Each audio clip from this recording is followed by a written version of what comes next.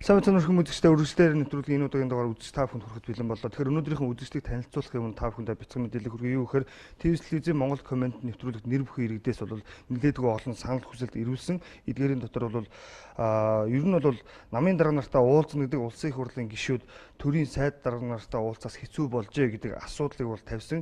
Ялангуяа энэ үгийг 3 намын том дарга нартаа хандаж хэлж өгөөч гэсэн ийм загтлыг бол ирүүлсэн байдаг. Үүнийхэн дагуу ТV телевизийн уран бүтээлчид Монгол Ардын Явсгалтай болоод Монгол Ардын нам, Ардчсан нам зэрэг 3 намын дарга нарт ТV телевизийн цэнхэр дэлгэцээр дамжуулаад иргэдийн санал бодлыг сонсоод бас өөрсдийнхөө үгийг иргэдээ үргээч гэдэг үгдээс хүсэлт тавьсан. Үүний дагуу бол хамгийн анхны урилгын маань Монгол Ардын Явсгалт намын дарга, Монгол Улсын урд хөндлөгч намрын инх баяр та хүлээж авлаа. Тэгээд танд баярлалаа. Манай студиос цаг цагаагаар хүрэлцэн ирсэн баярлалаа. За их баярлалаа үзэгчдийнхээ энэ өдрийн амар амгалан айлтгая. Тэгэхээр өнөөдрийн бидний ярилцах гол асуудал бол үндсэндээ Монгол улсын хөгжлийн асуудал гэдэг нь тодгож байгаа. Яагаад энэ асуудлыг хөндсөн бэ гэхээр өнгөрсөн энэ 7 хоногийн лавг гарагт Монгол Ардын Явсгалт намын онц их хурлын 5 жилийн он ёслолын арга хэмжээний үеэр таны зүгээс Монгол улсын хөгжлийн гарц хөгжлийн концепт гэсэн нэг тодорхой асуудлуудыг дэвшүүлжсэн. Энэ их сонирхол татсан асуудал байсан. Энэ дээр ер нь мэдээлэл өгөөч. Яагаад энэ асуудлыг хөндөх болов? Тэгэхээр ерөнхийдөө би бас солонгосод удаан хугацаар нэмшлүүлж байгаад ирэхэд манай Монголын улс төр өөрөө их жижигэрсэн юм шиг надад санагдсан л да. Тэгэл ашруудлын муутай гэж хэлж болохоор хов живийн шинжтэй асуудлууд улсын хурлаар ч юм уу засгийн газар хилцэгдэх тэрэнд нийгэм тэрээр хошуурч татагдан орох ингэж цаг алдах доороо хийргэх юм байдал ажиглагдсан. Тийм учраас би өөрөө ч гэсэн аль болохоор телевизүүдийн нэвтрүүлэгт урилга авч орохдоо тийм хов живийн юм дээр би өөрөө ярьж эсвэл бусдын хов живэнд хутгалдаж явах нь хайрын цаг. Тийм учраас та телевизээс улс орны хөгжлийн асуудлыг ярина. Үзэгчд маань та бүхний хөгжлийн талаар юу бодож байгааг чинь сонсноо гэсэн ийм зүйл хэлсэн учраас би баяртай хурж ирж энэ урилгыг хүлээн авч оролцож байгаа. Тэгэхээр Монгол улсын хөгжил бол зүгээр нэг хоёрыг ярих хэвээр, энэ хулд нарын ярих хэвээр ч юм уу тийм асуудал биш. Энэ үл ерөөсөө Монгол хүн болгоны өөрийнх нь өдрийн бодол, шөнийн зүуд болж байгаа асуудал. Нийгэм өөрөө энэ хөгжлөөр өвчилж ээж л улсаар хөгжих юм бэл. Тэгэхгүй хөгжлийн асуудлыг хэн нэгэн ухаантай ч юм уу эсвэл өөр уран цэцэн ярьдаг хүн даатгачаад тэгээд өөртөө яг тэд нар мэднэ үзэж идэхгүй байр суурьтай ингээд байгаад их юм бол яг өнөөдрийнхтэй адилхан. Нөгөө л хов живийн хэмжээнд л эргэлцээр бол дуусах гэдэг. Тийм учраас хөгжлийн асуудлыг бол бид хүн болгоны асуудал болгоё гэж ингэж бодож байгаа юм. Тэгээ би бол яг хөгжлийн асуудлаар бол өмнө ч гэсэн олон жил судалж бодож эрдэмтэн мэрэгдийн үгийг сонсож гадаад тодорхой хугацаагаар өөрөө шалтгааллахгүй шалтгаанаас болж байхдаа тухайн орны хөгжлийг бас харж тэндээс авах гэх ухаанаар хандах юм бол юугийн аммаар вэ, юугийн гэмээр вэ гэдгийг өөрийнхөө хэмжээнд судалсны үндсэн дээр тодорхой цөөн хэдэн зорилтуудыг дэвшүүлж байгаа. Яг тэгвэл тэр цөөн хэдэн зорилтын цаана бол задрах юм бол хүн болгонд хүртээмжтэй тийм зорилт байгаа болов уу гэж ингэж бодож байгаа. Тэгээ би бол ерөнхийдөө яг 4 тоол ярьж байгаа. 100, 10, 30, 60 гэж. Хүн ойлгож ямар. Энэ зорилтыг ард түмэн 100% дэмжих бол хэрэгжих баталгааг нь би 100% өгч чадна гэж бодож байгаа. Тэгээд товчхон задлж ярих юм бол 10 жилийн хугацаанд Монгол улсад 60 орчим тэрбум Америк долларын хөрөнгө оруулалтыг оруулаад тэгээд Монгол улс хөгжлийнхөө төвшнөр дэлхийн хамгийн хөгжилтэй 30 орны тоонд орно гэсэн ийм л энгийн зорилт дэвшүүлсэн байна. Өнөөдөр Солонгос улс бол дэлхийд хөгжлийнхөө төвшнөр бол эхний бараг 20-д орж байгаа баг. Өөртөө бол тийм зорилт дэвшүүлж байна гэж ингэж ярьж ирсэн. Энэ бол ерөнхийлөгчөөр ажиллаж байгаа юм эсвэл ерөнхийлөгч ажиллаж исэн хүмүүсийн л хамгийн сорилготой сэдв бол хөгжлийн сэдв. Би хуучин ерөнхийлөгч Солонгосын ерөнхийлөгчөөс ийм баг ерөнхийлөгчийн тангар хөрөхөөс л дөрөгдөж орж исэн ерөнхийлөгчөөр ажиллаж байхдаа. Тэгээд бол ерөнхийлөгч ийм баг бол бас л ард түмэнд ойлгомжтой байхын тулд бол 747 гэсэн зорилт дэвшүүлж ирсэн. Тэр нь бол 7 жилийн хугацаанд 4% эдийн засгаа хөгжүүлье. Тэгээд бид хоёр солонгосоо нэгтгэж жагаад хүчрэхэг бус болё гэсэн юм зорилтыг дэвшүүлж ирсэн. Тэр үед бол ард түмэн бол солонгосын ард түмэн маш сайхан хүлээж авч ирснийг би санаж байна. Тэрнтэй адилхан бид бол 7:47 биш. Бид 10:30-60 тэнцүү 100 гэж. Иймэр дөрвөн тоог одоо ард түмэнтэйгээ яри. Энийний цаана одоо залуучуудын, ахмадуудын, малчдын, орон сууцгүй байгаа хүмүүсийн хүнд сурталд хэл авахд нэрэгдээд байгаа хүмүүсийн хэрэгшгийг хамгаалахаас агуулаад хөдөө хотыг ойртуулсан, хотын соёлыг яг жинхэнэ ёсоор нь бий болгосон, хүний амьдралыг чанаржуулсан ийм л одоо том зорилтууд оршиж байгаа юм да. Тэгэхээр хөгжлийн концепцийг та яг онцгой хурал дээр анх удаага бас зарласан юм биш л дээ. Тэгэхээр өмнө 2015 оны 8 сард жишээлбэл баруун бүсийн одоо зөвлөгөөнийг хийхэд Ховд аймаг за баруун бүсийнхэнд бол яг энэ асуудлыг хэлж яхад зөвлөгөөнд оролцсон иргэд бол маш таатай хүлээж авч байсан. Яагаад тэгэхээр за ардчил гарсан 25 жилээс өмнөхийг нь орхиё л да. За 25 жилийн хугацаанд Монгол улс яг ингэж хөгжиж чадаагүй та 10 жилийн дотор яаж хийх вэ гэдэг асуудлаас зөндөө байсан л да. Тэгэхээр 10 жилийн хугацаанд яг энэ хөгжлийн концепцийг яаж хэрэгжүүлэх юм бэ? Тий өөрөө зөв санаж байна. Би 8 сард Ховд аймагт болсон бүсийн хурал дээр ийм хөгжлийн зорилтыг бүгдээрээ дэвшүүлье. Би ийм санал та бүхэнд тавьж байна. Та бүхэн маань дэмжиж бол манай нам, за нам бус гişүүд дэмжигчд та бүхэн маань дэмжиж бүгдээрээ хамтдаа нэг баг болоод хэрэгжүүлэх ийм санал тавьж ирсэн.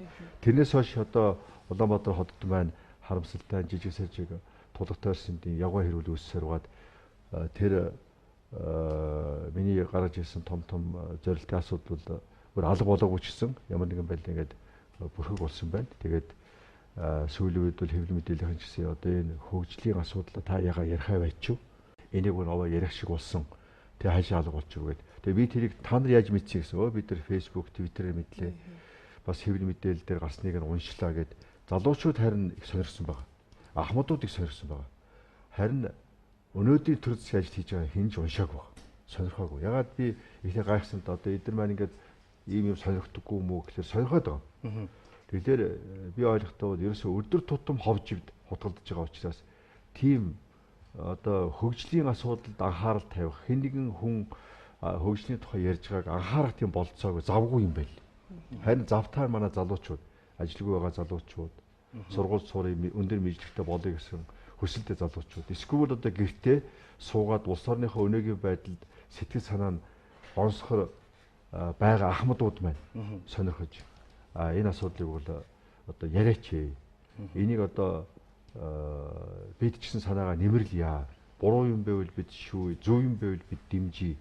Энийг ярих цаг болсон гэж хэлж байгаа учраас та бүхэн маань бас тэрийг мэдэрсэн бэлгэн гэж урьж байгаа учраас би өнөөдөр гэж ярих гэж бодож байна. Тэгэхээр та бас ярианд хэллээ ерөөхдөө залуучууд мань энийг илүү их сургуугаар анхаарсан байна. Өөрөөр хэлбэл 8 сард гадаа анх төвшүүлж тавьж исэн асуудлуудыг бол залуучууд нэлээд хүлээж авсан.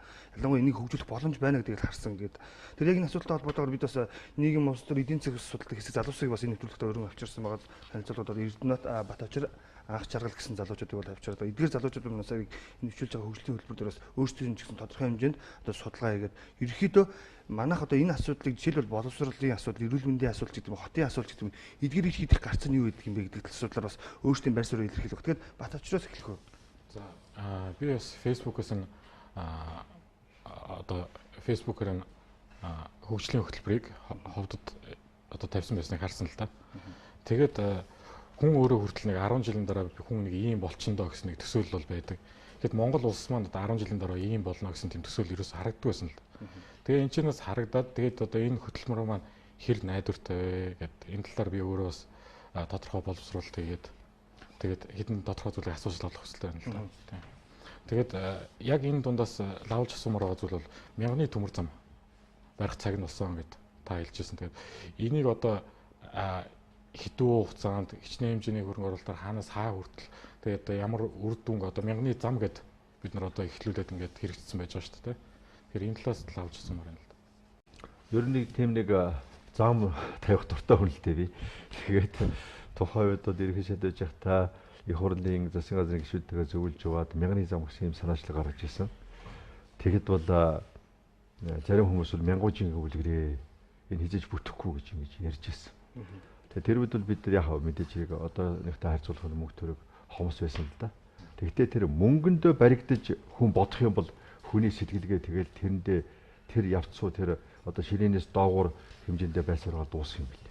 Мөнгнөөс хальж сэтгэх юм бол аяндаа тэр сэтгэлгээ зөв бол мөнгө нь өөрөө бий болдог юм шиг байна.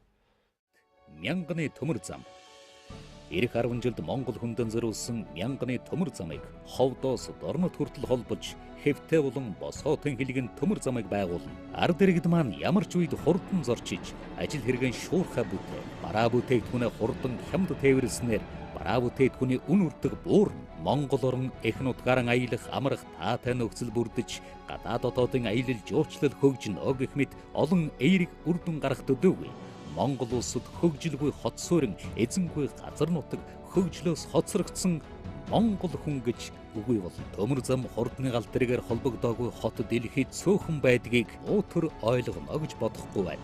Монгол төмөр мянганы төмөр зам хэрэгжснээр баруун хязгаар алс хол гэдэг үгийг дахиж бүх хэрэглэв. Тэгээ өнөөдөр бол бид залуучуудтайгаа уулзаад мянганы төмөр зам гэсэн миний гаргасан дэвшүүлсэн саналыг ярьж штэ. Мянганы замын үргэлжил гэж хэлж болно. Эхлээд цусмал замыг тавьчих, дараа нь төмөр замаа тавь. Тэгээ энийг бол ер нь 10 жилийн дотор болчих واخ гэж бодож байгаа. Ойролцоогоор бол Монголд бол яг ховдоос дорн гэх юм бол хэмжээр бол 2500 км.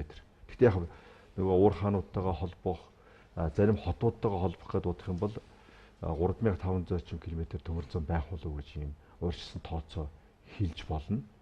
1 км төмөр замыг 3 сая Америк долларын хөрөнгө оруулалтаар босгоно гэж бодох юм бол 10 тэрбум долларын хөрөнгө оруулалтаар мянганы төмөр замтай болчихно гэсэн үг.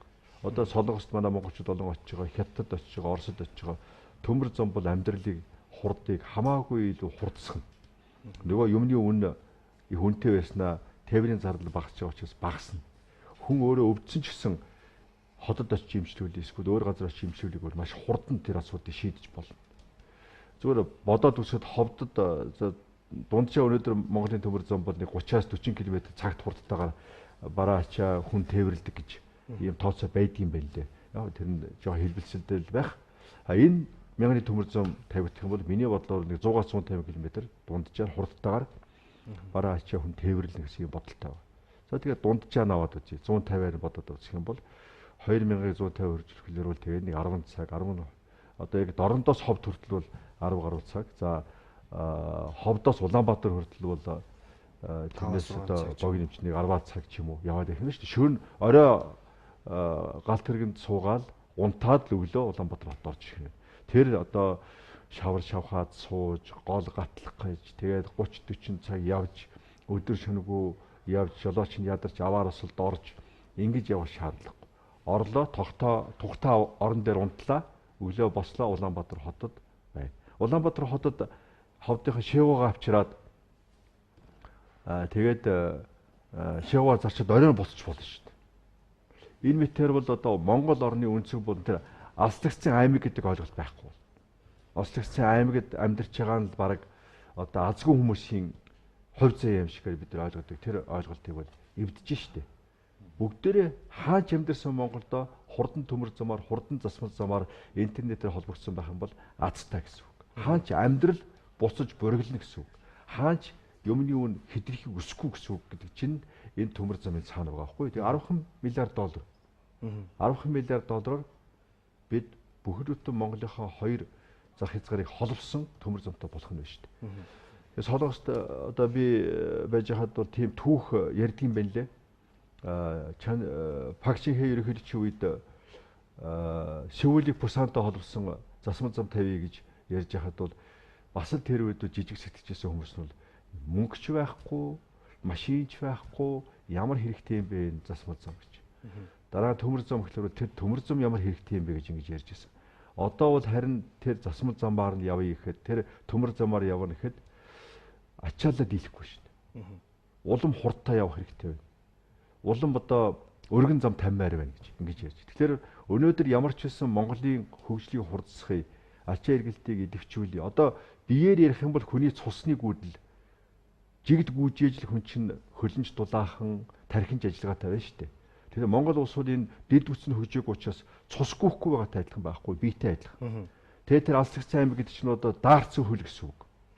Тэ? Эсвэл баг одоо хөлдсөн хөлтэй адилхан болчиход байгаа байхгүй. Тэгэхээр бид нар бол Монгол орноороо жигд цус гүйлгий, амьдралын цус гүйлгий, итгэлийн цус гүйлгий, боломжийн цус гүйлгий. Энэ төмөр зам, энэ мянганы зам, төмөр зам энэ ажлыг хийнэ гэсэн юм л бодолтой байна. Тэгэхээр яг энэ зам дагаж ерөнхийдөө бол хааштай хотод бий болдог, өөрөөр хэлэх юм бол хотчлтын асуулт зэрэгдэг. Мянганы замыг жишээлбэл дагаад одоо аймагуудын төвүүдийг холбосон замууд бий болсноор бусад одоо нийгмийн дэд бүтцийн асуудал шийдэгдэж ирсэн шүү дээ. Тэгвэл төмөр замыг дагаснараа бас томоохон хэмжээний суурингууд бий болох боломж бүрднэ гэсэн асуудал бол таны хөгжлийн хөтөлбөр дээр таны төвшүүлсэн яг одоо монголчууд ганцхан Улаанбаатар хотод амьдрал гэж болохгүй шүү дээ. Одоо бол энэ чинь бараг сая 400 хүн гэж. Нийт 50% нь бараг 47 46 орчим хувь нь амьдарч байна гэсэн үг. Тэгээд энэ утаа тавтай. Энэ хөндий чинь өөрөө сая 400 мянган хүнийг багтаах байгаль экологийн болцоог байхгүй. Энэ туулгал маань ширгэд дууслаа, бохирдод дууслаа тий. Энэ богдуул маань бараг одоо юу гэдэг ан амт нь үргээд өвс ногоо нь мод нь хатаад дуусгаж шít. Энэ бусад жижиг голууд бол аль хэдийн ширгээд дууссан. Энийгээ сэргээж байгаа ч нэг юм байхгүй. Тэгэл баахан хүмүүс нүүж ирдэг. Тэгэл нүүж ирснийхэн дагуу газар өөрөө ирэхгүй тэгэл нэг л газар өөрөө дураараа очиод буучдаг. Тэгэл фокри шиг ирзэн хог шатаагаад л одоо өвөл даарахгүй тулд тэхээс авахгүй. Тэгэл энэ хорондоо бохир агаар амьсгалаад л улс төрийн ч өөрөө бохир агаар нь ч өөрөө бохир. Тэгэхээр бол Улаанбаатар хотын хотод төвлөрөх биш харин улс орон даяараа тэнцвэр тарж ийж нутаг орон ч гэсэн эзэнтэй байна. Хөгжил дэвшилж гэсэн орон нутагт очино. Жигд хөгжиж Монгол улс хөгжнө. Тийм учраас бол улсын чанартай 8 хот байгуулъя. Энэ бол нэг шинж бас концепц биш. Энэ бол одоо байсан концепцийг улам боловсронгуй болгосон л ийм л санаа бодол. Улсын хэмжээнд 8 хот байгуулна. Ховд, Хуляаста, Хар хорин, Өндөр хаан, Эрдэнэт, Дархан, Чой болсон баг нуур гэсэн 8 хотыг эх 10 жил бүтээн байгуулна. Хот болгонд 150 мянган хүн амьдрах орчин нөхцөлийг бүрдүүлж, техник эрдэм шинжилгээний хүрээлэн бүхий цогц их дээд сургууль, оншилгоо эмчилгээний төвүүд, мөн урлаг спортын танхимгээд бүх үйлчилгээний газруудыг бүтээн байгуулна. Иргэдэд шинийг санаачлах, оюу хаанан уралдуулах, эрдэм мэдлэгийг түгээх, амьдрах, аж төрөх, суурьших орчин бий болгоно. Амьдрах газар үл хүрлцэх мэт утаа хөрсний бохирдлын дэргэд шигүү амьдрах байдал үгүй болж нийслэл хотын ачааллыг бууруулна.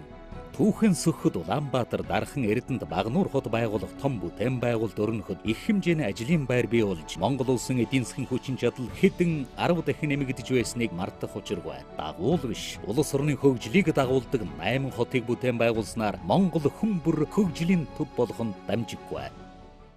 Би ерөнхий сайдаар ажиллаж байхдаа бүсчсэн хөгжлийн үзэл баримтлал гаргаад бүсийн хөгжлийн тулгуур төв гэсэн ийм 8 газрын тухай асуудал яригдчихсэн.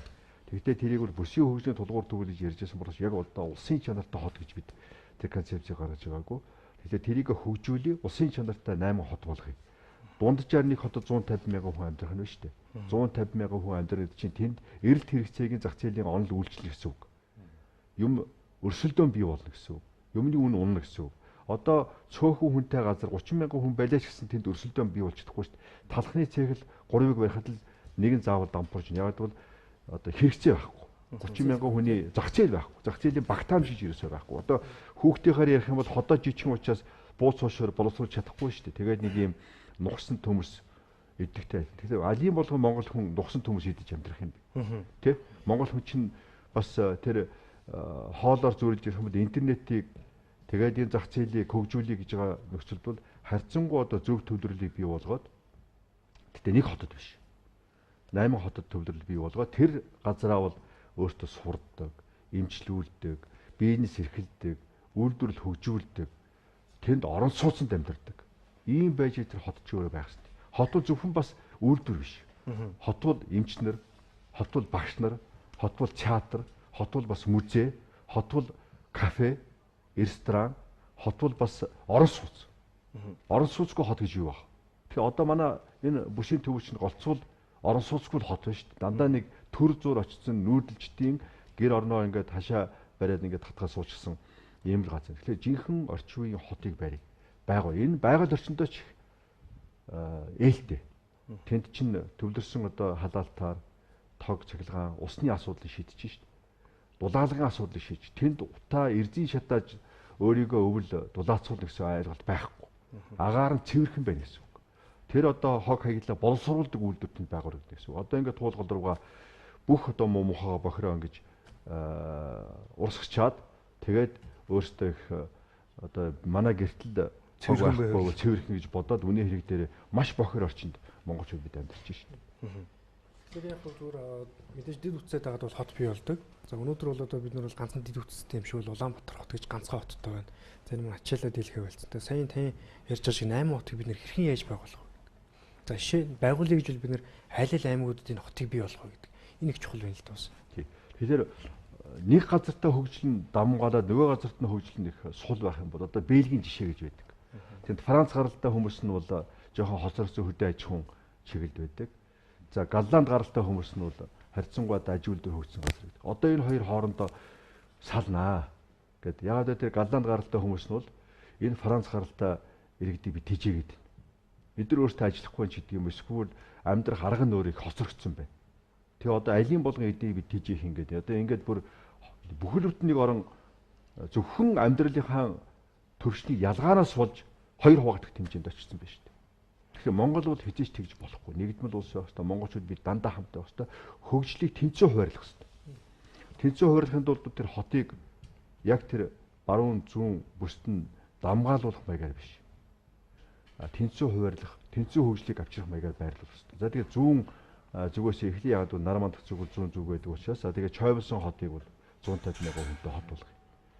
Одоо Хинтийн өндөр хаан юм уу одоо Чингис гэж нэрлэж байгаа тэр хотыг 150 мянган хүнтэй болгоё. За тэгээд Эрдэнэ дархныг бол 150 мянган хүнтэй хот болгоё. Энэ 100 мянган хүнтэй хот 50 мянган хүн дор хахад нэмэгдэнэ гэсэн үг. Тэнд бол дэд үтс нь байна. Харьцангуй тэр хотын соёл бас тэнд нэвтэрсэн байна. Тэгээд хар хорин Монголын эртний одоо түүх тэнд бүтсэн. Тэнд бидний үг дээдсийн бүтээсэн түүх хийж бүтээсэн одоо түүх тэнд бичигдэж үлдсэн байна. Энэ уламжлалаа бас сэргээгээд эзэн Чингис маань 1220 онд хар хоринго их гүрийнхаа нийслэл болгож зарлж байгуулах зэрлэг шийдвэр гаргаж ирсэн. Бид удахгүй одоо 2020 онд 800 жилийн ханааг нь тэмдэглэх болцсон.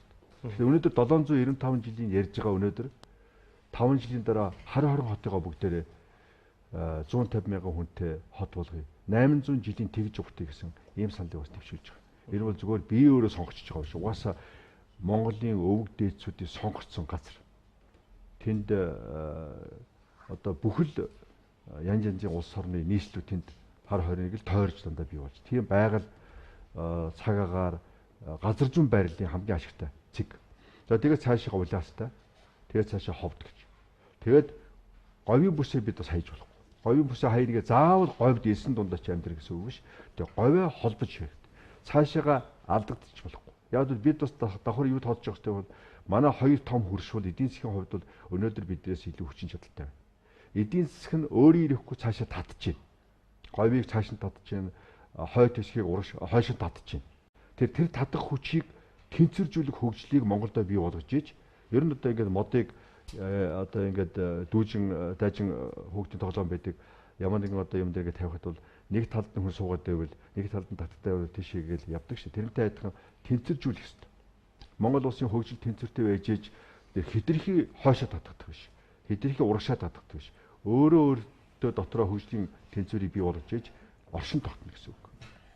Тэр утгаараа ийм 8 хотыг бий болгоо. Тэгээд Чойр хотыг тэр 8-т хот болгоод ингээд 150 мянган хүний оршин суугчтай ийм хот болгоё гэсэн юм бодол байгаа. Тэгээ энэний цаанд би хэлж байгаа түрүүн ч гэсэн хэлсэн 150 мянган хүн хотын оршин суугчид бол орон сууцтай байх хэрэгтэй. Тэгэхгүй гэрд суучаад би хотын оршин суугч гэж хэлж байгаа бол тэр бол одоо хөөрхи өөрөө зүгээр Улаанбаатар хотод амьдарч байгаа хотын оршин суугч ярьж байгаа бол үүний хэрэг дээрээ яг хотын иргэн шиг амьдрахгүй байгаа. Ус байхгүй, дулаалга байхгүй, хогоо хаях газар байхгүй, бохироо зайлуулах газар байхгүй. Өглөө босоо заавал тэгээ даарч хөрддөг. Тийм одоо бохир орчинд амьдардаг байж болохгүй шүү. Тэгэхээр хотын иргэнийг жинхэнэ хотын иргэн маягаар амьдруулъя гэвэл заавал орон сууцны байр өгсөн. Тэгэхээр таны уучлаарай. Таны яг төвшүүлсэн асуудал дээр жишээлбэл орон сууцны хөгжлийн хөтөлбөр дээр орон сууцыг жишээлбэл тэг хувийн туристээр иргэдэд өгөх боломжтой гэсэн зүйлийг яриад л. Одоо бол үндсэндээ бол эрх баригч намуудын хувьд бол Улаанбаатарт амьдрах иргэдэд хөнгөлөлтөө үнээр байр өгөө гэдэг юм арай жижиг юм яриад. Та болохоор нэг ингээ харахаар арай том хот болгочоо тэр хоттой иргэдээ бас үнгүй бариар хангачи гэж яриад шүү дээ. Энэ боломж хэр байгаа вэ? Тэгээ ингээд ирэхлээр бид нар чинь буцаа бараг социализм руугаа явж байгаа юм шүү. Гэхдээ тэгээ социализмд сайн байсан үү тэгэхээр авах хэрэгтэй шүү дээ. Ягаад буцаад биш. Урагшаа байхгүй. Зарим сайн юм чинь өөрөө урагшаач гэж болно шүү дээ. Тийм учраас жишээлбэл одоо Сингапур бол социалист орн биш. Гэхдээ Сингапурд бол төрийн өмчийн, төрийн эзэмшлийн байр орон сууцны бүхэл бүтэн одоо тийм үл хөдлөх хөрөнгө байна шүү дээ. Тэгээ тэндээ бол харьцангуй найдвартай цэвэр бохир ус нь хангагдсан, тог цахилгаан нь хангагдсан ийм орчин үеийн орон сууцнуудыг бариад тэгээд Сингапурчуудаа өрхөд зүгээр өгч шүү дээ. Тэг түрээсээр. Гэхдээ тэр төрийн өмч байна. Тэгээд тэр хүн бол насан туршдаа тэр байранд байна. Хинч тэрийг хөөж гаргахгүй. Хүүхдийн байрыг өгөх юмсгийн санаа зовох хэрэг байхгүй. Хүүхдэд нь өөр засгаас нөхчөж байгаа юм чинь. Заавал тэрийг хүүхд өгөх гээд яах юм? Хэдэн ч хүүхдтэй байсан өрхөл болж байгаа бол эхнэр авч байгаа бол эсвэл нөхөд гарч байгаа бол өрхөл болж байгаа бол тэр Монголын өрхөд байр өг. Ингэж тэг төрөөсөн хуулиар бид энэ асуудлыг шийдэхгүй бол 5% ч гişиг, 8% ч гişиг, 30% ч гişиг ингээд яриад байх дээр бол өнөөдөр ард түмний амьдрал хэнд хэцүү нөхцөлд бол энэ асуудлыг шийдэх болцоогүй юм байна. Болцоод нь яа энэ хувийн хаусаа барина үсттэй. Тэр хувийн хаус барихыг бол бид нар хориглохгүй шүү дээ. Социализмын харин муу нь бол хувийн хаус байгуулахыг хориглож байсан. Үгүй. Социализмын харин сайн буюу төрөөс орон сууцаар хангаж ясна авч үлдээд дээр нь социализмын зөвшөөрдөг байсан хувийн хаус байгуулахыг бид нар зөвшөөрье л дээ. Ингээд сайн хоёр цаг үеийн хоёр сайныг л нийлүүлэх гэсэн ийм л бодог байхгүй. Тэгээд хоёр давхар байшингаа хувь хүн өөрөө хөрөнгөөрөө барья гэж бол бариг. А тэгтээ тийм болцоотой хүн их цөөхөн байна. Өнөөдөр тодорхой одоо статистикаар бол нийт банкнд хадгаламж эзэмшигчдийн 98% нь 2% хадгаламж эзэмшдэг. 2% нь 98% хадгаламж эзэмшдэг. Ийм эсрэг тесрэг хит ядуу хит баянгийн ийм харьцаа тогтцсон нөхцөл 2% байшин барьж чадчих шүү дээ өөртөө.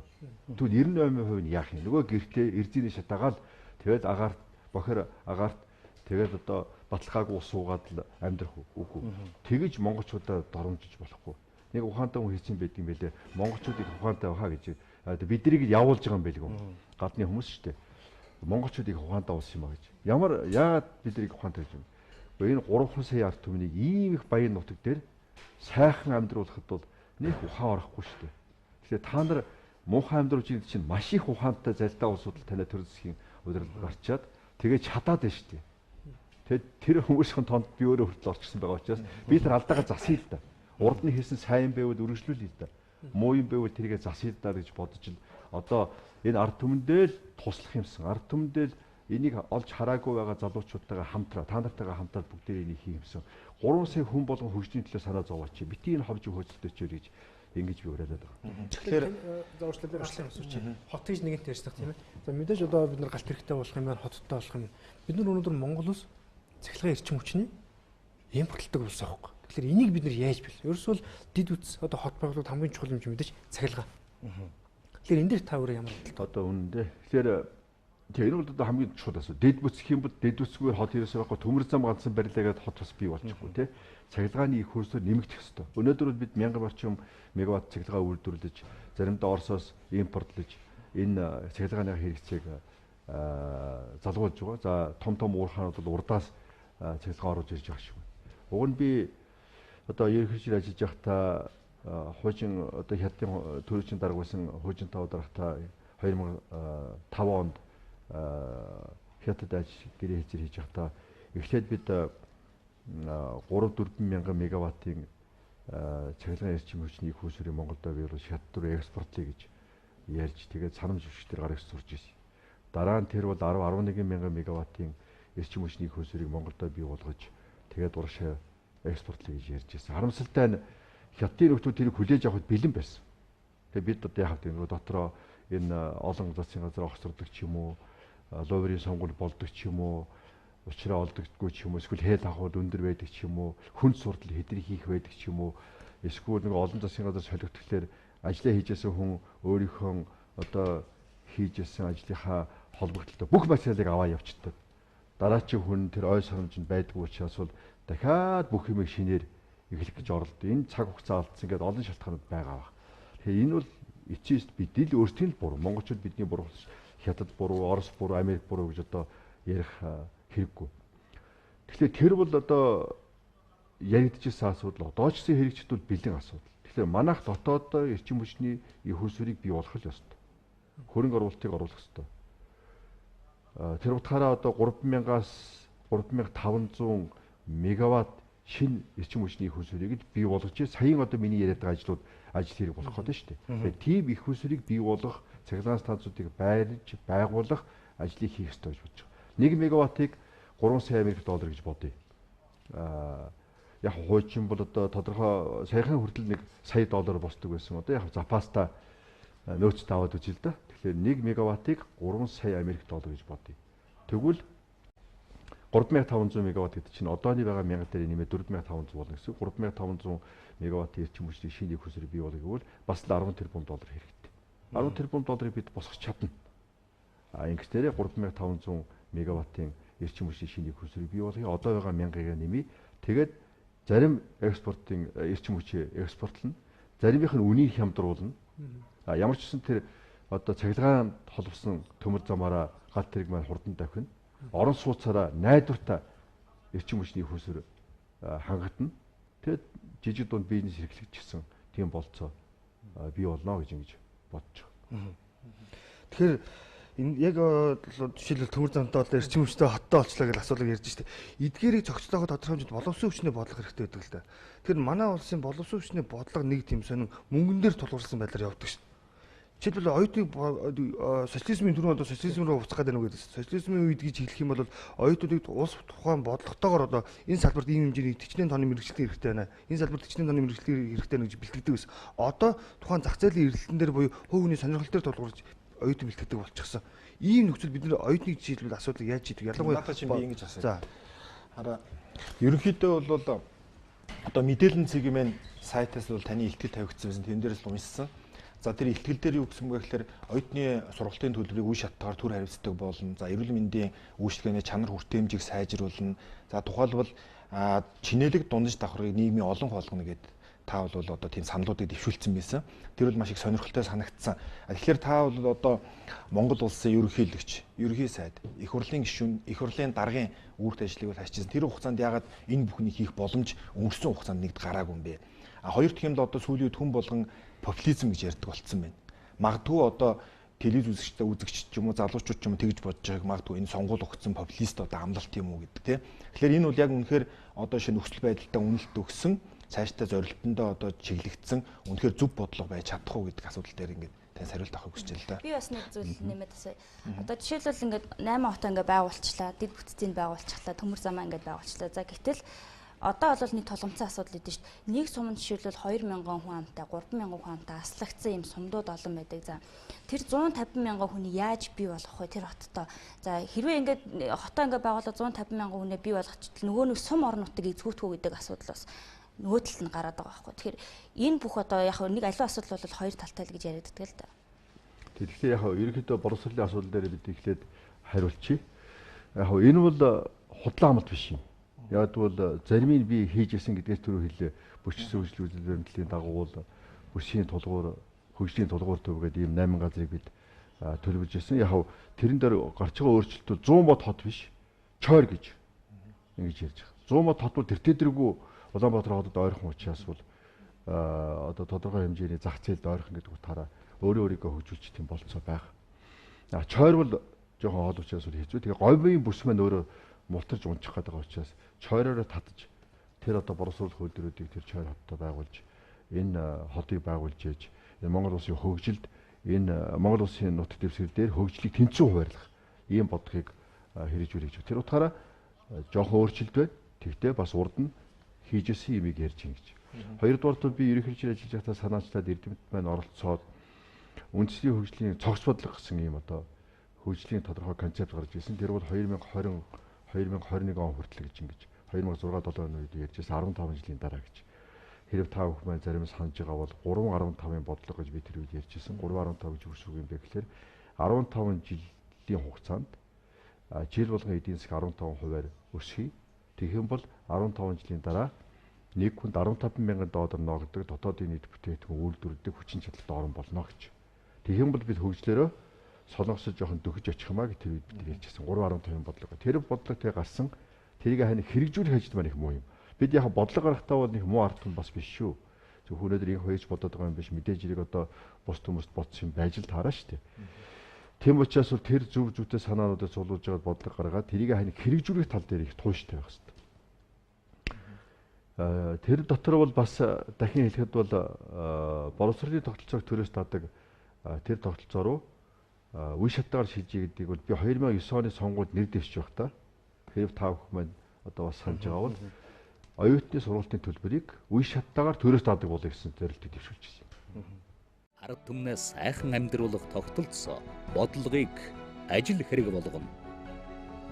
Орон сууцгүй 450 мянган орчим өрхийг зээлийн хүүгэн дарамтгүйгээр орон сууцчлуулах хөтөлбөрийг үе шаттай хэрэгжүүлнэ. Боловсролыг үн төлбөргүй болох асуудлыг мөн үе шаттайгаар шийдвэрлэх. Эрүүл мэндийн үйлчилгээг Монгол хүнийг эрхэмсэн төлбөргүй эмчлэх, онцлог тогтолцоог үе шаттайгаар бүрдүүл. Иргэн өргөдөл өгснөөр хуульд хориглоогүй боловсролыг авсанд тооцож үйл ажиллагаагаа эхлүүлдэг өргөдлийн системд шилжүүлж хүн сурталыг арилгана.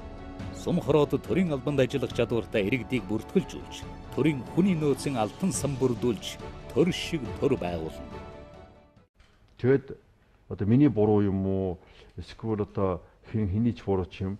Хэрэг би сонгоцсон өрөөнд хэрэгжиж явах болцоотой байсан.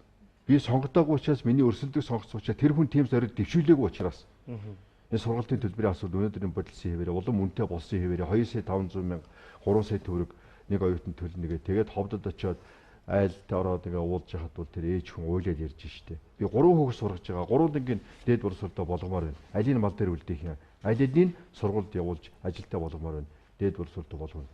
Тэгтэл сүүлийн үед малчин гаралтай түүх хийдэн үн буураад байгаа учраас орлого багасч байна. Энэ 3 хүүхдийн сургалтын төлбөрийг 3 дангийнхын сургалтын төлбөрийг би даачдах байл. Тэгээ та нар нэгэн ч гэсэн ихтэй даадаа гэж. Тэр бол миний санаа гэхээс илүү яг би 2009 онд бол ийм болцоо байна гэж үзчихсэн учраас ийм зорилтыг дэвшүүлж ирсэн. Өөр хүн сонгогдсон учраас энэ зорилт хэрэгжээгүй. Тэгэхээр миний буруу гэж хэлж чадахгүй. Би худлаа хэлсэн биш байхгүй. Би өнөөдөр хань ерөнхийлөгчөөр ажиллаж байгаад энэ зорилт хэрэгжээгүй бол та худлаа хэлсэн шүү дээ гэж хэлж болно. Би сонгодоогүй гэж тийм одоо худлаа хэлсэн болмооргүй тий. Нөгөө талаар энэ зорилтыг дэвшүүлж идэл ээж өөрөө хэлээд өгөл. Тэр ард түмний үг гэдэг бол тийм чухал байна шүү дээ. Гэхдээ энийг бол та нар бөөнд нь хийж чадахгүй бид ойлгож байна. Гэхдээ нэгийг төрөөс дагаадаг. Дараа нь хоёр дахьын дагаадаг. Тэгэд гурав дахьын дагаадаг. Үе шаттайгаар хийлдэг. Тэгэхээр энэ зорилт чинь өөрөө тэр Баян Улгийн ховд аймгийн одоо Казах хайлд Казах ээжийн дараа нь бас Монгол айлд Монгол ээжийн хэлж байгаа үгнүүд энэ зорилт болсон байгаа байхгүй. Тэгэхээр тэр ард түмний өөрөө зорилт болохгүй бол ард түмний үг бол ерөөсөө үг биш. Энд нэг бахан ховжууд тутгалцсан улс төрчид зорилт дэвшүүлээд байгаа юм шигээр зорилтоо томьёолдог тодорхойлдог. Тэр хуучин цагийн улс төр халагдах ёстой гэж би бодож байгаа. Энэ бол ээжийн зүгээр жирийн ээжийн цай чанж өгч байгаа ээжийн цай чанах зуураа ярьж байгаа ээжийн мэрэгэн санаа байхгүй. Үе шаттайгаар оюутны сургалтын төлбөрийг төр даадаг болоо гэж. Нөгөө л социализмаас санах юм бол тэр үед бас тийм л байсан. Би өөрөө 75 онд Москва руу явж дээд урсгалдаа болохоор явж байхад бол миний сургалтын төлбөрийг төр дааж ирсэн байхгүй. Би тэгээ 5 жил сураад ирж ирсэн. Сургуулаа төгсөөд диплома аваад ирж ирсэн. Тэрнтэй адилхан болж л байсан байхгүй. Өнөөдөр бас болно шүү дээ. Яагаад энэ хийхгүй байна? Яг өнөөдөр шууд хий гэж ард түмэн шаардахгүй шүү дээ. Би зовлонгоо төр засгийн хүн төцөө асуудыг ард түмэн бас ойлгодог байхгүй. Гэхдээ ойлгож ийн гэдэг юу ч хийхгүй байгаагүй зөвшөөрдөг. Тэгэхээр бид ийм зорилтыг дэвшүүлж энэ бол ерөөсөө бүрэн хэрэгжих болцоотой гэж ингэж үзэж байгаа. Тэгэд эхлээд олон хүүхдтэй айлын эхний шатанд бол нэг хүүхдийнх нь сургалтын төлбөрийг төрөөс даадаг болъё. Төрийн өмчийн сургуулиуд дээр бид ярьж штэ. Тэгэхгүй бол хувийн өмчийн сургуулиудыг дарамтаад байх хэрэг байхгүй. Нөгөө хаусаа бариул барь гэдэгтэй адилхан хувийн өмчийн сургуульд би заавал сурна. Энд л улсын их сургууль, шинжилгээ ухааны технологийн их сургууль, анагаах ухааны их сургууль, хөдөө аж ахуйн их сургуульд олгодоггүй мэрэгжил энэ сургуульд олгож. Эсвэл олгодог мэрэгжил гэсэн энэ илүү чанартай олгож яах гэж байгаа бол тэр хувийн сургуульд өөрийнхөө зарлыг төлөөд сурах хүн байв сургал дээ. Тэрийг бид хориглохгүй шүү дээ. Тэгэхээр бол тэр социализмын сайн юмыг өнөөдрийн бас сайтай холбож л Монгол улс хөгжих хэрэгтэй байхгүй. Тэгэхгүй бол социализм бүх юм муухай байсан. Эсвэл одоо бүх юм муухай байгаа гэдээ ингээд хоёр тал руугаа ингээд савлах нь хамгийн аюултай. Айлал талынхаа сайн юмыг авъя. Тийм учраас бол бид сургалтын төлбөрийг төрөөс 100% хариуцдаг тогтолцоороо үе шаттайгаар шилжиж. 10 жил гэдэг чинь үе шатаа гэсэн үг байхгүй юу? Түүнээс 1 жилийн төлөвлөгөө биш шүү дээ. Тэр хүн бас эрүүл мэндийн зүйлийг асуудал эрүүл мэндийн тогтолцоог бас ямар хэлбэрээр хүргэх вэ гэдэг дээр бас эрдэнэтээс тодорхой бас дүгнэлт хийсэн зүйлийг ярьж байсан шүү дээ. Тий, одоо эрүүл мэндийн хувьд бол Монгол хүний хувьд бол угаасаа байгаль орчин өөрийн хатуу хахир. Тий, одоо ингээд өвөл бол надаас ахуулаад бүгдээрээ ханиа төрж шít. Тэр тусмаа би бол одоо эмчлүүлжийн гадаадд тодорхой хугацаагаар байж байгаа гэхэд бол хэдийгээр Монгол хүн Монгол газар усандаа төрж өссөн хүн ч гэсэн бас л их цочирдж шít.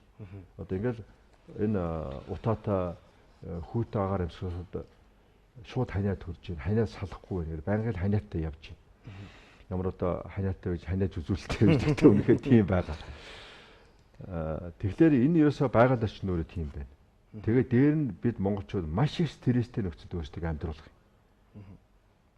Маш их стресстэй. Одоо ингээд зөв зүгээр байгаа хүнийг л янз янзаар одоо мэрэгжлийн хяналтаас ороод ч юм уу, татвараас ороод ч юм уу, хууль хяналтын байгууллагаас ороод ч юм уу, эсвэл төр захиргааны байгууллагаас ороод ч юм гээд дарамтлцдаг. Сургуулийн дарамтлалт, эмнэлгийн дарамтлалт. Маш хүнд хэцүү нөхцөл, сэтгэл зүйн хүнд хэцүү нөхцөл амьдарч байна шүү дээ. Тэгээд сургуульч дэмжиж үзүүлж байхад бол энэ стрессүүд ерөөсөө бүх өвчний их шүү. Та бол нэлээд бас стрессийн байдалд одоо байсан хүн байна, байгаа хүн байна. Тийм учраас бол энэ олон одоо өвчин бол тэр стрессийн одоо шалтгаантай гэж хэлж байсан. Өнөөдөр монголчуудын өвчлөлийн бас стрессийн шалтгаан бол их байна. Тэгэхээр энэ таатай орчныг бүрдүүлж бидний стрессийг тайлна. Түүнээс зүгээр одоо телевизээр ганц хоёр лекц уншдааруудын стрессийн асуудал тайлагдав. Энэ дотор бас эмнэлгийн асуудал орчиж байгаа. Манай эмнэлгийн чанар хүртээмж муу байна. Гэхдээ эмчнэрийгээ муулж байгаа юм биш. Угаасаа бодиттой байдал тийм байна. Янз янзын шалтгаан байгаа. Тэгээ солонгослууд одоо маш олон хүн очиж эмчлүүлж штеп. Хамаг одоо ах дүүнэр нээж байгаа хэдэн мөнгөө цуглуулж иж тэр одоо өвдсөн зовцсон хүний эмчлүүлэх гэж маш их анхаарал тавьж байна. Бас их олон сая доллар бид Монголын одоо ард түмэн Монголын төр зэсэг бол одоо алдж штеп. Тийм учраас тэрийг дотроо үзүүлдэг бол тэр чанар хүртээмжийг дээшлүүлээ. Тэгээ нийгэмд хамгийн эмзэг ямар давхарга байдаг? Хүүхдүүд, ахмадууд, тэгээ малчд. Тэгээ орон сууцгүй малчд бол хамгийн их өвдөлтгий хөрхий. Яг өлчөр чирэг сайхан чанарууд бий л дээ. Төвчээртэй. Тэгвэл тэр чинь хүн л юм чинь хасах 30, хасах 40. Ийм одоо хэмтэй газар яаж ирүүл байх юм бэ? Удаан хугацаагаар шүү дээ. Ямар нэг хоног болоод ирж байгаа шүү. Удаан хугацаа. Тэгээд тэнд ус нь олдохгүй тий. Тэгээд ус нь хүүтэн халаахад хэцүү, төлөө мод нь олдохгүй. Тийм нөхцөлд яаж ирүүл байх юм? Тийм учраас уушиг муудах, элэг муудах, ходоод муудах. Тэгээд хор тавдар өөрөө нөгөө эргэтэн сул байх юм бол тэр хор тавдар ч өөрөө идэвчж шүү дээ. Тийм учраас бид чанар хүртээмжийг сайжруулъя. Тэгээд энэ 8 улсын чанартай хотдоо 5-700 орчим сая доллараар тэгээд нийт зардаар бол 4 тэрбум Америк доллараар 8 онцлогоо эмчилгээний төв байгуулъя гэж байна. Тэгээд тэнд бол хамгийн сүүлийн тоног төхөөрөмж авах хэрэгтэй. Хамгийн сайн эмчнэр байх хэрэгтэй. Тэгээд тэнд хүүхдүүд, ахмад, малчдынхаа эрүүл мэндийн үйлчлэгийн зардыг төрөөс таадаг бол. Одоо бол тийм нэртэй ш төрөөс тааж байгаа гэсэн нэртэй ш ялангуяа. Одоо яг даатгал байгаа л да. Тэр бол зүгээр шууд 100% төрөөс таадаг бол гэж. Одоо бол нөгөө даатгал зарим хүнд өвчин хамрагдахгүй. Нэг ойрхон зуурхан нэг тийм юм хамрагдсан. Ханиад том хөрсөн ханиадны хэмжээнд нэг зүгээр эмчи одоо анхаашны үйлчлэл хийж байгаа юм шүү. Тийм л болчихсон ш. Одоо бол зүгээр анхаашны үйлчлэгээ нэг үнэгүй дүү. Бусд нь дандаа үнэтэй болсон байгаа ш. Тэгээд дээр нь эмээ өөрөө аавна. Тэгээд өөрөө одоо местастийнхаа зардал марлыг даана. Тэгээд харьцангуй одоо сайн ширгээр гадагшаа явна, хятад руу явна, солонгос руу явна. Одоо зарим нь Японд очиж эмчлүүлж байна.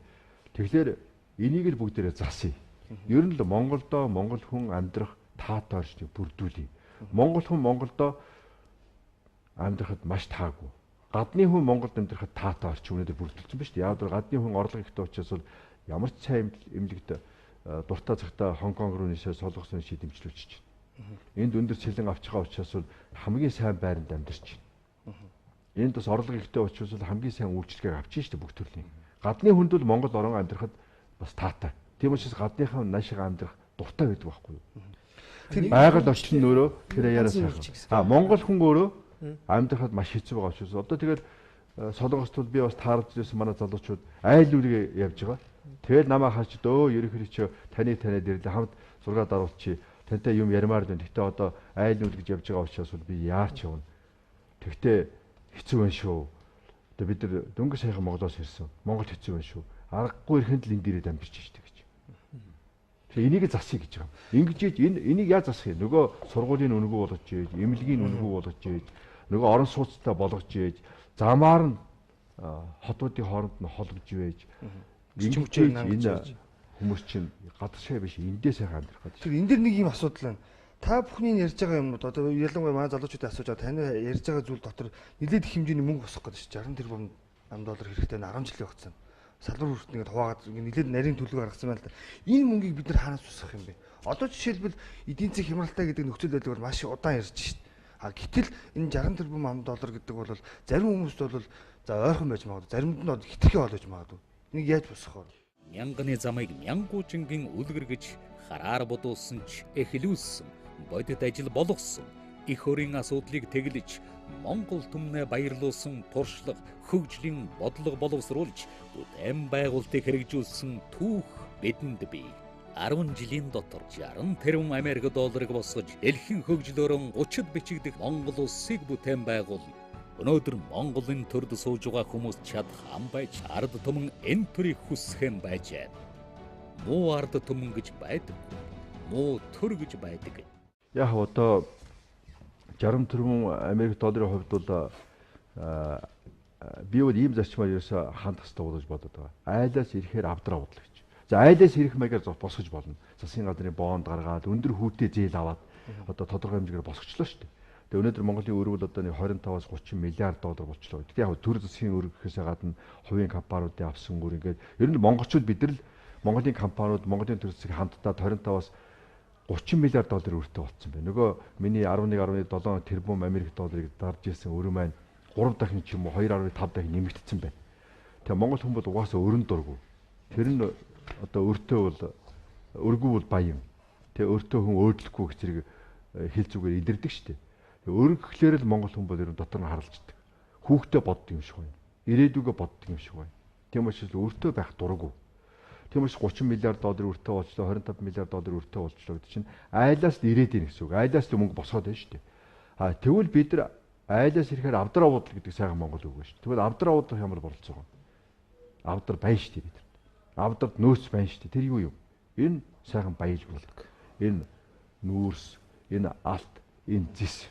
Зөв 5 дахь дээр жишээ аваад үзье. 5 milliard долларын 5 milliard тонн коуч нүүрс байгаа.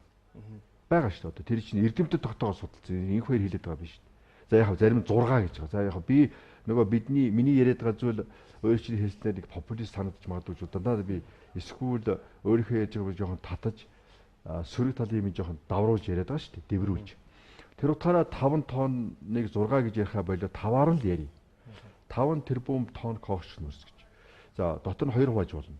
Нэг нь кокс. Коксын зах зээлийн үнэ гэхээр одоо 100 орчим 70 80 гэдэг ингээд нэлээд өндөр байдаг. Зарим үед 150 160 ч байсан баг. Тэр хэлбэлж байдаг. За чулуун нүүрс, эрчим хүчний нүүрс гэж ярьдаг. Тэр бас сайн чадрын нүүрс. 6-7 мянган киловаттын одоо тийм одоо чадвартай нүүрс байгаа. Тэрний үн унж байгаа 40 50 байна. Амн дээр нь 30-аар зарж ийн 40-аар зарж ийн гэцгээ ярьдаг. Тэгэхээр коосч нүүрс, чулуун нүүрс гэж ялгалгүй бөөнд нь энэ нүүрсийг хамгийн хямдхнаар бодъё. Бид нар бөөнд мөнгө босгомоор шүү дээ. Саяын асуудлуудыг шийдэхин тулд бид өнөөдөр нэг аяга хоол олж идэх биш. Тэ? Сайхан одоо махтай, гурилтай болж иж бид нар хоолоо хийх гэдэг шүү дээ. Тэгэхгүй яг өнөөдрийн чиний хоол мөн гэд өнөөдрийн хоол өнөөдөр өгчнө гэдэг чинь ядуу хിവэрэ бай гэсэн үг. Тэ? Бас одоо нөгөө солонгосын чиг олон дахин татаад иж магадгүй тэнд Ёндон пүү гэж ярион бийл дээ нөгөө нэг юм шог яриа байдаг шүү дээ. Ёндон гэдэг хүн Монгол хүн очиод тэгээд метрон суугаад явж исэн чинь Ёндон бүү гэдэг ихлээр нь одоо Ёндон хүртэл мэдээд бүү гэж чинь гээд нөгөө метроос хараад Ёндон пүү дээрээс бууж идэг шүү дээ тийм Ёндон пүү гэж ярион байдаг. Тэнд бол гэр оронгүй хүмүүс орой болгон Христийн сүмээс одоо сайн санаад байгуулгаас орой болгон хоол авч иддэг.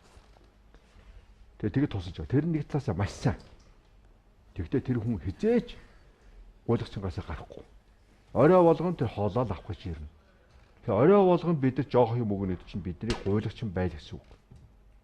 Тэгэхээр бид эндээсээ гармаар байна тий. Энэ муухай одоо тойрогоос гармаар байна шүү дээ. Ядуурлын тойрогоос гармаар байна. Хоцроглын тойрогоос гармаар байна. Энэ муухай утаа тойрчноос гармаар байна. Энэ хөгжил рүү явмаар байна шүү дээ. Хөгжил рүү явахын тулд $60 миллиард доор хаяхад хэрэгтэй байх нь. Магадгүй 100 миллиард ч хэрэгтэй байж магадгүй. Тэгвэл $60 миллиард өнөөдөр босгох хэрэгтэй. Тэр 5 толгойгоо ч юм уу одоо энэ ордоо буруу ашиглаад тий жил бодно нэг $100 сая, $200 сая аваад байгаа юм шиг. Тэрийг их мөнгө гэж бодох юм бол бид нар хөгжихгүй юм байна. Нөгөө л Яндампууд орой болгоны хоол идж байгаа хүнтэй адилхан мөнгө авна. Тэрийг яах юм? Тэгээд нөгөө юмда тараагаад талын төр зэхийнхэн авилгадаа аваад тэгээд дуусчихж байгаа байхгүй. Тэгэхээр ингэж би явах хэрэггүй. Ерөөсөө бид нар бол их хэмжээний мөнгө босгох хэрэгтэй байна. Тхийн тулд энэ баялаг ашиглая. Энэ бол Монголын ард түмний баялаг байхгүй. Нэг хүний ч юм уу, нэг цөөх хэдэн хүний баялаг биш. Энэ Монголын ард түмний баялага Монголын ард түмэнд хэрэгтэй асуудалд зарцуулъя. Тэгэхээр $20 заръя. Бөөнд нь зарж байгаа учраас. Энэ бөөний худалдаа жижигхэн худалдаа гэж бид нар мэднэ шүү дээ. Тий. Бөөнд нь бол чи нэгнийх нь үнэ жоохон багасгаад гэхдээ бөөнөр нь ав гэдэг шүү. Тэгээ тэр нь ч ашигтай байдаг. Тэрийг эргэлдүүлэхэд олон дахин эргэлдүүлэхэд бол ийм одоо том асуудлуудыг шийдэж болно. А жижиглэгийн худалдаа бол удаан магадгүй орлого ихтэй тэгтээ багаар орж ирнэ. Тэр бол их хүнд. Тэгээ бид нар өнөөдөр жижиглэгийн худалдааны аргаар явах гэдэг. Тэгээ нүүрсний унчлаа. Одоо 1 тоныг зарлаа. 10 тоныг зар. Юм уу 10 тонн 1 тонн. 5 тэрбумыг зарчих л да. Гэхдээ улс орны нутагт үсгэр бүрэн бүтэн байдал алдагдахгүй. Тэрийг сайн хийн. Тэгээ 5 тэрбумыг бөөнд нь заръя. Үнийг жоохон бууруулаад заръя. $20 миллиард $1 1 тонны зарлаа гэж бодъё. 5 дөржүүлдэ $100 миллиард. Гэхдээ нэг уурхаагаас $100 миллиард босох болцоо бидэрт байна шүү дээ. Оюутгой би ярихгүй байна. Цагаан сургыг ярихгүй байна. Энэ мэтэр стратеги том ордуудыг бид ярихгүй зөвхөн 5 толгойг л ярихад $100 миллиард босгох зураг харагдаж байна. Ингээд толгойгоо ажилуулаач. Болохгүй бүтэхгүй гэж битгий яриач. Энэ хоёр худлаа ярьж болохгүй шүү дээ. 5 толгой хэн авчин ч гэдэг юм. Тийм учраас би 5 толгойг ард түмнийхээ өмч болгоё гэдэг чинь ийм санаа байхгүй юу? Тэгээд энэ их мөнгийг босгоод тэгээд тусгай хууль гаргаад тэгээд энэ хуулийг энэ мөнгийг бол хаа хамаагүй зарцуулахгүй. Яг ийм л одоо зөв зөвтэй зорилтонд. Инээс ч гоё зорилтууд байж магадгүй. Тэгвэл арчсан ардын намынхан саналаа уралдуул л да. Тэгээ бүгдээрээ консенсусаар энэ хөгжлийнхаа бодлого дээр тохироод энийг хий. Энэ $60 миллиард амархан босгоно. Энийг зарцуулъя. Энэ $60 миллиард яаж гарч иж яах вэ? Орон сууцжуулах юм бол өрх болгоныг орон сууцжуулъя гэдэг шүү дээ. Тийм. Нөгөө тэг түрээсээр. Ард түмнээс сайхан амьдруулах тогтолцоо бодлогыг ажил хэрэг болгоно. Орон сууцгүй 450 мянган орчим өрхийг зээлийн хүүгэн дарамтгүйгээр орон сууцжуулах хөтөлбөрийг үе шаттай хэрэгжүүлнэ. Боловсролыг үн төлбөргүй болох асуудлыг мөн үе шаттайгаар шийдвэрлэх. Эрүүл мэндийн үйлчилгээг Монгол хүнийг эрхэмсэн төлбөргүй эмчлэх онцлог тогтолцоог үе шаттайгаар бүрдүүл. Иргэн өргөдөл өгснөөр хуульд хориглоогүй л боловсролыг авсанд тооцож үйл ажиллагаагаа эхлүүлдэг өргөдлийн системд шилжүүлж хүн сурталыг арилгана. Сум хороод төрийн албанд ажиллах чадвартай иргэдийг бүртгүүлжүүлж, төрийн хүний нөөцийн алтан сан бүрдүүлж, төр шиг төр байгуулна. Тэгэх юм бол одоо өнөөдөр 450 мянган өрх Монголд орон сууцгүй байгаа. Ойролцоогоор. Нэг айлд 60 квадрат метр талбайтай, ам 400 метр талбайтай орон сууцаар хангах. Нэг 2-оос 3 өрөө гэсэн. Тэгээ галт хороотой, 2 жорлонтой, тэгээ коридортой, тий 2 ч унтлахын өрөөтэй, 1 жочны өрөөтэй, 1 галт хороотой, 2 жорлонтой хангалттай шүү дээ нэг айлд. Ялангуяа залуу хостуул тий явандаа тэгээд амьдрал өөдөн дотор тэрэ өөртөө хувийн хавсаж барьж болно. Эсвэл тэртэргүй хүүхдүүдэн том болохоор байр төрөөс өчье гэж хамж байна. Тэг шахацлдаадах хэрэг байхгүй. 10 20 тэнд бөөгнөрөөд авах хэрэг байхгүй шүү дээ. Тэгээд бодоход бол тэгээд 1 квадрат метрийн $1000 бодъё л би бас өсгөж бодоод байна шүү дээ. Сая төгрөгөөр ч бодож болно. Гэхдээ сая төгрөг гэх юм бол $500 болчих واخ. Яа $1000 бод 2 сая төгрөгөөр бодъё. Тэгэхэд л $27 тэрбум хэрэгтэй баг. 450 мянган өрхийг орон сууцжуулахад. Тэгээ $27 тэрбум хэрэгтэй байна. Төмөр зам тавихад $10 миллиард хэрэгтэй байна. Цоглаан станц зурхад $10 миллиард хэрэгтэй байна тий. Ингээ бодох $47 миллиард. Нөгөө эмнэлэг сургуулиудаа байгуулахад $8 миллиард хэрэгтэй. Ингээ $55 миллиард хэрэгтэй байгаа байхгүй юу? Тэгээ үлдсэн $4-5 миллиард жижиг дунд бизнес эрхэлсэн хүмүүсийг дэмждэг дэмжлэг үзүүлдэг сан байгуул. Ингээ $60 миллиард. Зөвхөн дотоодын үйлдвэрлэгч нартай. Зөвхөн одоо монголчууд. Заавал тэр уурхаа гэж ингэж тэрэндээ чирэгдэж, тэрэндээ хоцрогдож, тэрнийгээ тойрж булаацдаж хэрэлдэж биш. жижиг дунд бизнес эрхлэх тэр нөхцөлийг бүрдүүлэх. Тэр 150 мянган хүн бөөгнөрсөн газар зах зээлийн онлоороо бол тэр эрэлт нийлүүлэлтийн хууль үйлчилж их газар бол жижиг дунд эрхлэх хүсэл асар их бий болно. Тэгээ тэр 150 одоо мянган хүнтэй газрыг бол одоо орчин үеийн хэлгээр кластер гэж ярьдаг л да. Одоо цогцлборууд, иж бүрэн цогцлборууд тэнд одоо эрчим хүчний химийн, ажилтнуудын, инновацийн ийм цогцлборуудыг тэнд байгуулах нь шүү 150 мянган хүнтэй. Нөгөө Америкт Silicon Valley гэж ярьдагтай адилхан тийм бас цогцлборуудыг тэнд байгуулж байна. Тийм учраас тэд 55 миллиард доллар хэрэгтэй байна. 5 миллиард долларын тийм жижиг дунд бизнес хэрэглэгчдийг дэмжих магадгүй одоо хүүгэж ээж өгч болно шүү дээ. Эсвэл татварыг авахгүй байж болно. Жижиг дунд бизнес хэрэглэж байгаа хүмүүсийг тодорхой хугацаанд чамаас татвар авахгүй. Хөл дээр бостлно. Хөл дээр бостлно. Ийм үзүүлэлтүүдээр ингэж яана гэж. Тэгээ төр засаг бол жижиг дунд бизнес хийж байгаа хүмүүсийг дарамтладаг байгууллага биш. Тусалдаг байгууллага байх хэрэгтэй байхгүй юу? Чи жижиг дунд бизнес хийхдээ төлөлтөж буруу хийж байна. Орлогоо буруу тоодож, нягтлан бодогч буруу ажиллаж байна. Дэд үтсээ буруу сонголоо гэсэн юм. Татварын асуудал бид чамд зөвлөе. Ингэж татвараа яаж ийн гэхэрэг зөвлөгөө өгдөг байгууллага шүү дээ байхгүй юу? Тэр утгаараа бидний энэ санал дээр бол юу бас байгаа вэ гэхээр иргэн өөрөө жижиг дунд бизнес ялангуяа эрхэлж байгаа хүн бол өргөдөл өгснөөрөө шууд өөрөө хуулиар л хориогүй асуудлаар өргөдөл өгвөл тэр нь шууд зөвшөөрөл болдог тийм системээр шилжиж гэж байна. Одоо би энэ 100 айлын тэнд одоо автобусны дотор газтай 100-тай тэгээд би хуушур хийж зарыг гэвэл тэр хүн тэгээд одоо 60 70 зөвшөөрөл авах гад яваад байхгүй. Энэ хуулиар хориогүй автобустай.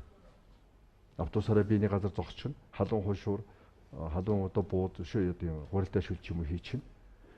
Тэгээд би энийг бол зүгээр би одоо ийм үйлчлэгээ хиймээр байна гэсэн өргөдлөө өгөөл хуулиар хориогүй юм чинь шууд тэр өргөдөл нь зөвшөөрөл болж хувирдаг. Хэн нэгэн албан тушаалтаас зөвшөөрөл авахгүй. Би өөртөө бараг зөвшөөрөл өгч ирэх гэсэн үг шүү дээ.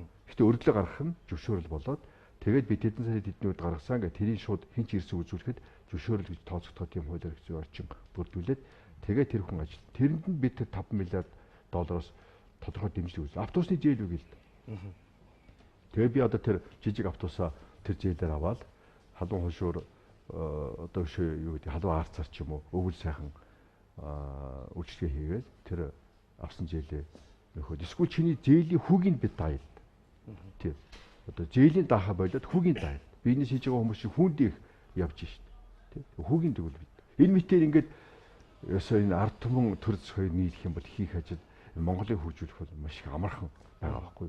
Тэгээ энэ дээр одоо эсэргүүцээ тэгээд энэ хоёр зөв юм хэлж ивэл сорийг хоёрыг бүтээж болохгүй. Эсвэл элеватор зөв юм хийж болохгүй гэж маягаар биш.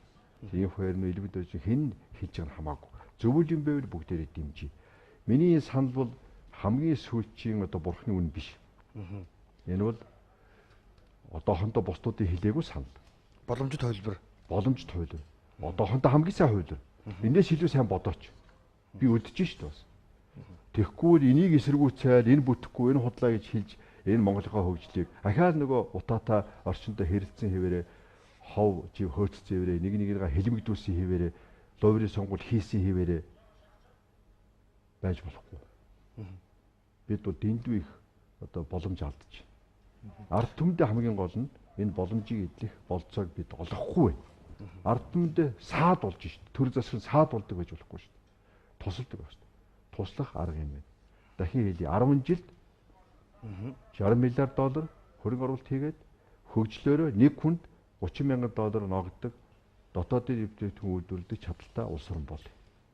Өнөөдөр 29 мянган доллар нэг хүнд ногддог дотоодын бүтээгдэхүүнтэй Кипр улс 30-д яваа. Бид Кипр улсын оронд л очие гэж шүү дээ.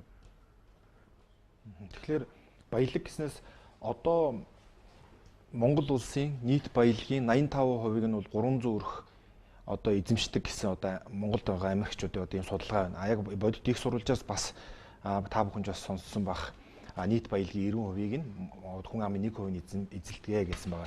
Тэгэхээр би бас саяхан бас нэг юмнаас уншиж ирсэн магадгүй Монгол орны эдийн засгийг босгохын тулд бол тодорхой хэмжээний гадагшаа гардсан хөрөнгө оруулалт гадаад одоо зарим нэг одоо нэр дуртахгүйгээр тий бэгэр хэлсэн нэртэй хүмүүсийг сүүлд маш их ярьж байгаа шүү дээ. Одоо тэр хүмүүсийн гадагшаа гаргацсан тэр хөрөнгө оруулалт санхүүжилт мөнгийг татаад оруулаад ирэх юм бол Монгол улсын эдийн засаг бүрэн босох боломжтой гэсэн асуудлуудыг бас яриад байгаа. Тэрэн дээр бас таны бодол ямар вэ? Гэхдээ одоо тийм бас асуудал яригддаг юм байна. Тийм учраас тэрийг бол одоо би бол яг юу гэдэг юм шууд баталгаатай тийм гэж хэлж чадахгүй. Гэхдээ миний санаа бол илүү одоо юу гэдэг юм яг байгаа баялаг дээр тулгуурласан орлогын хөөсөөр бид байна. Нөгөө алтан дээр сэндээ суусан гуйлагчингууд гэж ярьдаг чинь энэ л байхгүй. Энийг алт гэж мэдэхгүй. Энийг бас борлуулж чадахгүй. Тэгээ нөх их одоо Данзаг Арбжагийн их мундаг хүн байж монголчуудын талаар тэр 100 гаруй жилийн өмнө тодорхойлж хэлсэн үг байдаг шүү дээ. Тэрийг та бүхэн уншсан байх гэж бодож байна. Тэгээ 8-нд их муу гэж. Тэг 8 хожих гоод л тэгээ дандаа хожигддаг гэж. Тэгэхээр бид бол заримдаа бөөндөө зараад олж болох мөнгөө төрийн бодлого байхгүй учраас хэд хувийн хүмүүс аль сэргэлд нь хувааж аваад тус тусдаа зарах гэж оролдож хятадуудтай ярьдаг. Эсвэл бензин авах гэж Оросуудтай бүхэл бензиний компани нэг л хүн дээр очдог. Тэгээ бөөн дээр бодлогоо гаргаад үнэ удирдах явахын оронд төр зэсэг тэрийг зохицуулах ажилд оролцох оронд ингээд салаад гүчдэг. Тэгэл бие бинийгээ муулаад бие бинээс илүү үнэтэй авах гад л чи надад л тэгвэл би чамд $10 илүү өгнө гэж ингэж ярьсаргаад тэгээд бүдэр хохирдог. Тийм учраас бол бид Данзан Арбжигийнхаа хэлсүгийг ч гэсэн санаад тэгээд бүгдээрээ ийм тодорхой бодлоготой Монгол улсаа хөгжүүлээ. Ингээд энэ бол зөвхөн нэг нам хожих биш. Энийг бол нэг баг хийн. Нэг том баг хийн шүү дээ. Тийм учраас би бол энэ сандыг дэвшрэхдээ одоо нам нас хүүс харгалзахгүй, зүс царай бас харгалзахгүй баг бүрдүүлж бодож байгаа. Тэр нь бол мэдээж Монгол Ард улсад амын гишүүн байвал сайн л үз. Гишүүн биш дэмжигч байвал бас сайн л үз. Бүр гишүүнч биш дэмжигч биш хүн байсан ч сайн л үз. Надад бол энэ ажлыг л үнэхээр хэрэгтэй гэж ойлгож энэ төлөө зүтгэх тийм л баг хэрэгтэй. Монголд бол тийм баг байгаа. Тэр багийг яаж суулгах вэ гэхээр бол мэдлэг боловсролтой хүмүүс, бэлэн бэлтгэсэн хүмүүс байгаа гэдэг утгаараа би энэ асуудал хандж байгаа. Улаанбаатар хотод аваад үзэх юм бол 152 хороотой байдаг. Хороо болгоноос 40 хүн судлаа л да бүгд. 330 гаруй сум байдаг. Сум болгоноос 20 хүн судлаа л да. Сумд гайхуулахаар мэдлэг боловсролтой, ухаантай, чадвартай, идэвхтэй, зүтгэлтэй, итгэлтэй, туршлагатай 20 хүн олдсон шүү дээ. Хороо болгонд бол тийм бас 5 чанарыг хангасан 40 хүн олдсон шүү дээ. Тэгээ 152-ыг 40-оор үржүүлээд 6000 гаруй. За 330-ыг 20-оор үржүүлээд бас 6000 гаруй. За яг ингээд ерөнхий тоогоор аваад үзвэл 15 орчим мянган хүн л цуглах нь шүү дээ. 15 мянган хүн энэ баг болж улс орныг бүхэлд нь жигт хөгжүүлэх ажилд оролцсон гэсэн үг шүү дээ. Тэгэхгүй бид өнөөдөр 160 мянга, бараг 170 мянган төрийн албан хаагчдын нэртэй.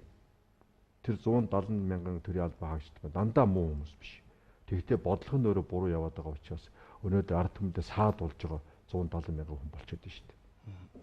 Тийм учраас бид одоо энэ тэр саад болсон гэдэг нь заримдаа янз янзын шалтгаанаар тэнд очиж тэгээд тэнд бүр ингээд хүнд сурталыг бүр үзүүлэхийн дээд сурвалж өгсөн. Тэ? Хэл ахвал авахын PhD хийсэн улсууд тэнд байгаад байна шүү дээ.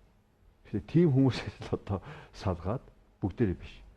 Одоо хэл ахвалыг авахыг мэддэггүй, хүнд суртал үзүүлэхийг ерөөсөө огт мэддэггүй 15 мянган хүн судалж гаргаж ирнэ. Тэгээ дахин хэлье. Энэ бол заавал Монгол Ард улсламын гишүүн байхалгүй. Зөвхөн Монголоо хөгжүүлэх гэсэн бодолтой аль ч намын гишүүн байсан, эсвэл нам бус хүн байсан. Энэ 15 мянга дотор бүртгүүлээч. Хүний нөөцийн алтан сан гэсэн ажилд оролцооч. Өөрийгөө гаргаж ирээж би энийг хийя гэж. Бодисодванаар болооч. Бодисодваг юу гэхээр бусдын тусын зүтгэдэг хүнийг л бодисодваа гэдэг. Өөрийнхөө төлөө зүтгэдэг хүнийг бол одоо бодисодваг шижиж хилдэггүй шүү дээ. Тэгээ бусдын үйл хэрэг бүтчихэж миний хэрэг бүтнэ гэдэг тэр сэтгэлийн одоо эрдмийг олсон хүнийг л бодисодваа. Тэгэхээр 15 мянган бодисодваа болно гэсэн үг. Эрд урдсан хөгжлийн бодлогыг хэрэгжүүлэх 10 жилийн хугацаанд жилүүр 600 мянган ажлын байр бий болж ард түмэн орлогот хамт олонтой эрдэм чадалтай хөгжлийн эхлэл байж нэгдсэн нэг зорилготойгоор их дэм байгуулалтыг хийн. Үүнд ард түмнийхэн санаа бодлыг сонсож, бодлогыг улам боловсронгуй болгож байна. Та нар ч гэсэн энэ ажил бүгдээр хамтран оролцож байна гэж би тав хүн залуучуудтай хамтдаа уриалж. Нас, хүүс, нам зүсээр хамаагүй. За баярлалаа. Тэр энэ мэтлээ яриад байх юм бол манай нэвтрүүлгийн цаг бол нэлээд явна. Тэгэхээр аливаа юмас цаг хугацаатай. Өнөөдөр манай нэвтрүүлгийн цаг манаас энэ хүрээд өндөрлөж байна бас манай нэвтрүүлгийн урилгын хөрлөлийн авч манай студид хүрэлцэн ирж цаг зав гарган өөрийнхөө бодол санааг хуваалцсан тань бас маш их баярлалаа. Баярлалаа. Тэгээ залуучуудад та бүхэнд бас маш их баярлалаа. Тэгэхээр үргэлжлээ нэвтрүүлгийн маань өнөөдрийн дугаар энэ хүрээд өндөрлөж байна. Тэгээд мөн одоо цаашдаа одоо Монгол Ард Явцлалт намын дараа Монгол Улсын 3 дахь хөрвүүлэгч намрын хоёроос асуулт байвал телевизийн Монгол коммент нэвтрүүлгээр дамжуулан асууж болно. Тэр одоо ирсэн асуултыг бас бид та бүхэндээ уламжлаад бас энэ хөгжлийн хөтөлбөрт оруулаарай гэж хүсэх байна. За баярлалаа. За баярлалаа. Өнөөдрийн дугаар энэ хүрээд өндөрлөж байна. Баярлалаа.